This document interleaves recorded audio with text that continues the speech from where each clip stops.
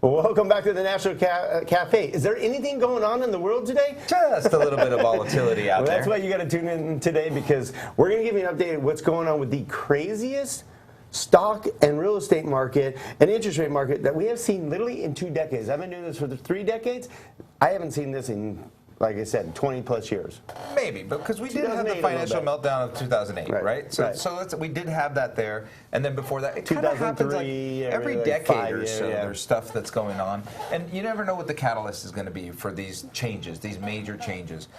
Swine flu, H1N1, financial meltdown, Y2K. You never know. What was the NASDAQ one? The bubble burst? It was the tech burst. 2000 and the tech burst. Yeah, whatever. So anyways, the moral of the story, the dot-com bust, that's what it was. The moral of the story is these things happen cyclically in economies, and now we just happen to have a global economy when there's a catalyst. And right now the coronavirus happened to be this catalyst to put the world on its head. And we, of course, did not see this coming. And this is why we always say, don't worry, if you don't like it now, it'll change. And you get excited or you get bummed. Things change, so you can't get too excited about this. We're not that excited about this. This is just going to be an adjustment in the market, and we have to pay attention to what the market's doing. But we're going to show you how erratic it is, because the media is going to jump all over, as they have. Part of this is the media creating this frenzy about the coronavirus, a.k.a. flu. I had a conversation with somebody about this. Now, let's not say that we don't know what the impact's going to be yet, but I was having a conversation like 50 years ago, someone might have read it in the newspaper and gone, you see what's happening in China? Right. And maybe like 17 people would have known about it. Today, within the first death, within 15 minutes, everyone knew about it. Right. And the media loves. Do you realize I just saw a statistic that negativity sells 10 times more than positive information? Crazy. So I just saw this on an inspirational video and stuff about how sports teams always do better than others, and it's a mindset versus just a bad news. It's a lot of times just what you think. And right now, everybody's nervous and scared to death of the coronavirus. Again, like Gino said, we don't know the ramifications of it, but it has created an incredibly erratic but uncertainty creates fear, and that's really what's happening here. There's uncertainty, and we have fear, and let's take a look at what it's done to the markets. All right, we're going to start with the bond chart. This is what basically we follow regarding interest rates. So you're going to hear about the media talking about how these are some of the lowest rates we've seen ever, and you're going to see the first line going up. Now remember, the line going up means people are purchasing bonds, which means lower interest rates. So it's kind of inverse. You're going to think as it goes up, that actually means rates are going down. You can see we had all of a sudden a steady climb, and then all of a sudden it went up pretty sharp, and that's due to the coronavirus.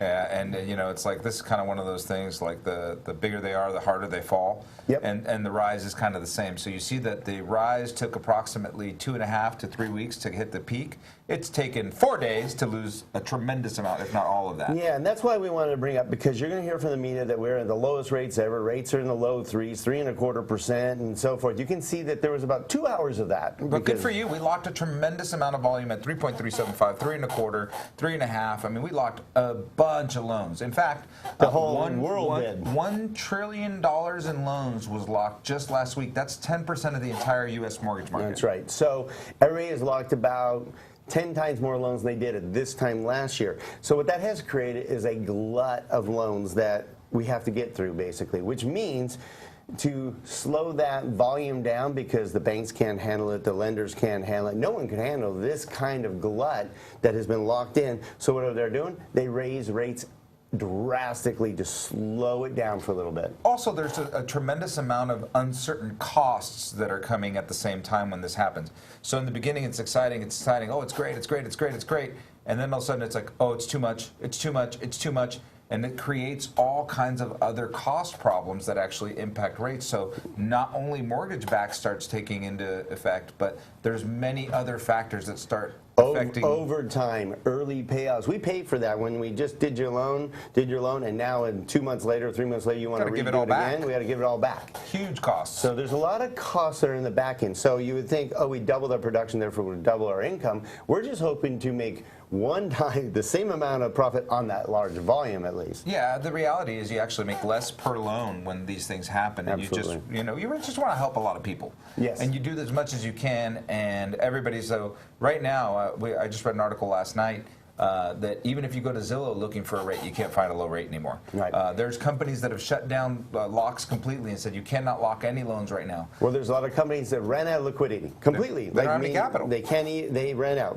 This is our funding line, amount of money we have to lend to clients, and it's full. Meaning, we can't take any more locks. We can't do your loan. Period. Now we saw one of the biggest banks in the nation, in the world, basically raise their interest rates 0.5% overnight for refinances to slow down the glut. Yeah, and so you'll see a lot of volatility.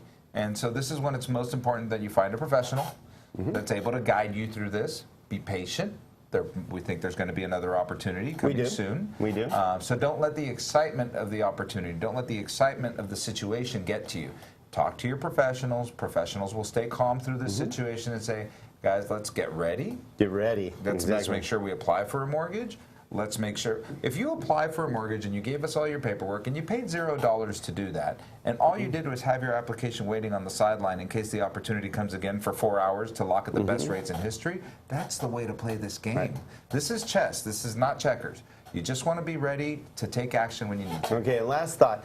If you did start applying and have a loan in process and felt you missed the window because you have, 3 5/8, 3.5, and I didn't get 3 1/4. Remember, when you got that 3.5, 3 5/8, you were already saving a substantial amount of money or paying off debt or doing something that benefited your family. You were excited about it and happy about it. So don't feel you missed the boat. You actually did take advantage of an incredible market, some of the best rates we've seen in 4 or 5 years. So be happy you do that. Now, is there a potential for the coronavirus to cause lower rates, like Gino said, down the road? Sure. That could happen. So be prepared.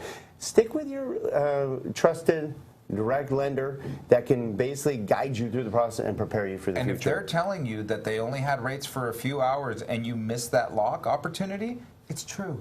Believe them. They're not lying to you. They're not misleading you. It's not a bait and switch situation. It's just what happened with the volatility in the market. All right. So you heard right here on the National Real Estate Cafe. You can always find out more by going to donandgino.com.